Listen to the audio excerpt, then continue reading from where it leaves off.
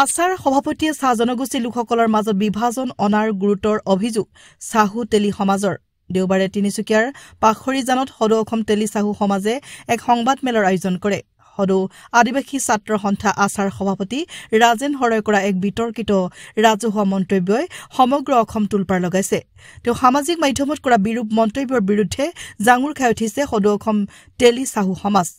ৰাজেন হৰই তেলি লোকসকলক বিহাৰী সম্প্ৰদায়ৰ বুলি কোৱা মন্তব্যলৈ দেওবাৰে পাখৰিজানত সদৌ অসম তেলি চাহু সমাজে তীব্ৰ নিন্দা জনায় আৰু আছাৰ সভাপতিগৰাকীৰ এনে মন্তব্যৰ যোগেদি বৃহত্তৰ চাহ জনগোষ্ঠী লোকসকলৰ মাজত বিভাজন কৰাৰ প্ৰয়াস কৰিছে বুলি তেলি চাহু সমাজৰ লোকসকলে সংবাদ মাধ্যমৰ আগত জানিব দিয়ে তেলি চাহু সমাজৰ বিষয়ববীয়াই আছাৰ সভাপতিগৰাকীৰ এনে বিৰূপ মন্তব্যৰ তীব্ৰ বিৰোধিতা কৰি ভৱিষ্যত দিনত এনে মন্তব্যৰ পৰা বিৰত থাকিবলৈ সকিয়নি প্ৰদান কৰে অন্যথা যিকোনো ধৰণৰ কাৰ্যসূচী হাতত ল'ব বুলি সংকাৰ প্ৰদান কৰে তিনিচুকীয়া পাখৰিজানত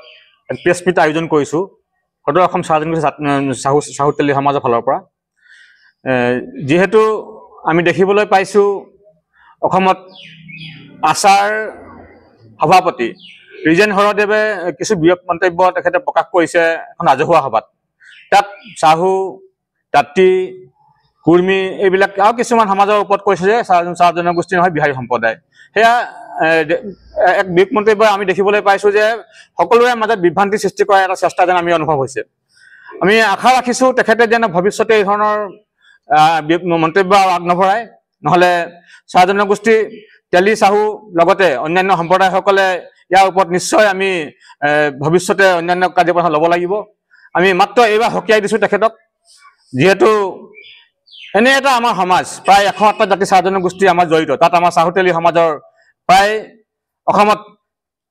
4-5 লাখ আমাৰ জনগোষ্ঠী আমাৰ অসমত আমাৰ চাহ জনগোষ্ঠী হিচাপে জড়িত হৈ আছে লগতে আমি ইতিমধ্যে আমাৰ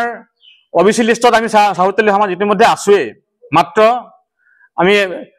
চেষ্টা কৰি আছো যেন আমি এছটি পোৱাৰ বাবে আমি ডিমাণ্ড দিছো আৰু তাত আমি যিহেতু হিমাচল প্ৰদেশতো আমি বৰ্তমান এছটি হিচাপে আছো তেলি চাহু সমাজ আৰু সেয়েহে আমি আশা ৰাখিছো অসম চৰকাৰৰ পৰা যেন তেওঁলোকেও আমাক এছটি প্ৰদান কৰে আৰু তাৰ বাবে আমি দেখিছো এইবিলাক খামখেয়ালি সৃষ্টি হৈছে যিহেতু আছাৰ ফালৰ পৰা কৈছে যে আদিবাসীসকলৰ ভিতৰত চাহু তেলিবিলাক বিহাৰী সম্প্ৰদায়ত পৰে ধৰণৰ এটা মন্তব্য দি পেলাই মানে বিভাজনৰ সৃষ্টি কৰিছে এই বিভাজনে একো আমাক লৰাব নোৱাৰে যিহেতু আমাৰ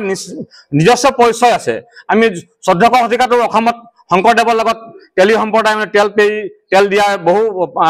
বুৰঞ্জীত আছে আমি চাহু তেলি সমাজৰ বিশেষ বুৰঞ্জী আমি এই ক্ষেত্ৰত ক'ব বিচৰা নাই কিন্তু আমি এটা কথা কৈছো আমি হাৰে সমুদ্ৰীয় চাহ জনগোষ্ঠীৰ লগত জড়িত হৈ আছো চাহ জনগোষ্ঠী সমাজৰ লগত মই নিজে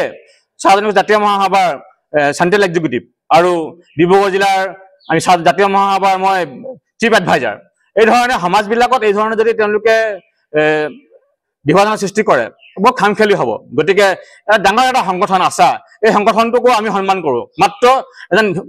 সভাপতিয়ে যদি কিবা ভুল মন্তব্য দিছে সেই ভুল মন্তব্য যে আছা গোটেইখিনি জড়িত নহয় গতিকে এই সভাপতিজনে যেন এই বিষয়টো দুখ স্বীকাৰ কৰি পেলাই অনদি পেলাই তেখেতৰ ভুল স্বীকাৰ কৰে আৰু এই বিভ্ৰান্তিবিলাক দূৰ কৰে আমি আশা ৰাখিছো তাকে আৰু এই ধৰণে আমি ভাবিছো মই নিজে চাহ জনগোষ্ঠী জাতীয় মহাসভাৰ কাৰ্যকৰী সভাপতি আমাৰ দুখ লাগিছে আমাৰ এই সমাজখনক এই ধৰণে কৰাৰ বাবে আমি সকলোৱে দুখ প্ৰকাশ কৰিছো আৰু এনে ধৰণৰ বিভ্ৰান্তিত যেন কোনো ভুল নাযায় আৰু চাহ জনগোষ্ঠীৰ মাজত যেন প্ৰত্যেকটো জাতি জনগোষ্ঠী অসমত এই ডাঙৰ এটা সমস্যা এটাই যে ইটোৱে ইটোক গায়ে আদি ৰাজনীতি কৰাৰ চেষ্টা কৰে ইয়াত যেন কোনো ৰাজনীতি নোসোমায় আৰু চাহ জনগোষ্ঠীৰ মাজত যেন খামখেলি নাহে চাহু তেলি সমাজ সদায় চাহ জনগোষ্ঠী আছে চাহ জনগোষ্ঠী থাকিব আৰু আমি চেষ্টা কৰিম সদায় আমি এছটি হোৱাৰ যেন আমি বাট মুকলি হয় আমি চাহ জনগোষ্ঠীৰ মাজত সকলো জাতি যেন আমি ৰাষ্ট্ৰীয়ভাৱে হৈ পেলাই অসমখনক আগবঢ়াই নিব পাৰো ধন্যবাদ আজি আমাৰ মাজত উপস্থিত সংবাদকৰ্মী তথা আমাৰ সংবাদ দাদাসকললৈ পোনপ্ৰথমে আমি ধন্যবাদ জ্ঞাপন কৰিছোঁ যিহেতু আজি আমি ইয়াত উপস্থিত হৈছোঁ আৰু একত্ৰিত হৈছোঁ আমাৰ তিনিচুকীয়া অঞ্চলৰ পানীতোলাৰ পৰা শদিয়ালৈকে আমাৰ যিসকল তেলি সমাজৰ বিষয়ববীয়া বা ব্যক্তি আছে সেইসকল আজি আমি উপস্থিত হৈ আমাৰ অতি দুখেৰে আজি উপস্থিত হৈছোঁ এইটো কাৰণে যিহেতু সদৌ অসম আদিবাসী ছাত্ৰ সন্থা সভাপতি ৰাজেন হৰ ডাঙৰীয়ে যিটো আমাৰ তেলি সমাজক লৈ যিটো বিৰূপ মন্তব্য কৰিছে সেই বিৰূপ মন্তব্যত আজি আমি তেলি জাতি হৈ বহুত দুখ প্ৰকাশ কৰিছোঁ যিহেতু তেখেত এজন আমাৰ আদিবাসী চাহ জনগোষ্ঠীৰ আদিবাসী লিডাৰ তো দেখেত যদি এনেকে বিৰোধ মন্তব্য যদি কৰি থাকে আৰু জাতিটোক যদি বিভাজন কৰাত তেওঁ লাগি থাকে তেতিয়াহ'লে সংগঠনটো কেনেদৰে আগবাঢ়ি লৈ যাব তো গতিকে মই আমাৰ কেন্দ্ৰীয় সমিতি তথা অসম আদিবাসী ছাত্ৰ সন্থা কেন্দ্ৰীয় সমিতি আদিবাসী সভাপতি ৰেজেন হৰ ডাঙৰীয়াক এটাই কথা কওঁ যেহেতু আপুনি যি যুক্তিৰে কথাষাৰ কৈছে সেই কথাষাৰ আপুনি এবাৰ কি কয় আপোনাৰ হিষ্ট্ৰী লৈ এবাৰ ঘূৰি চাওক আমাৰ তো সেই বস্তুটো যাতে আগন্তুক দিনত যাতে আমাৰ যিটো আছে তেলি জাতিটো যিটো আছে সেই জাতিটোক লৈ আপুনি যিটো বিৰোধ মন্তব্য আগবঢ়ালে সেই বিৰোধ মন্তব্য যাতে আৰু কোনো ধৰণে আগ নবঢ়ায়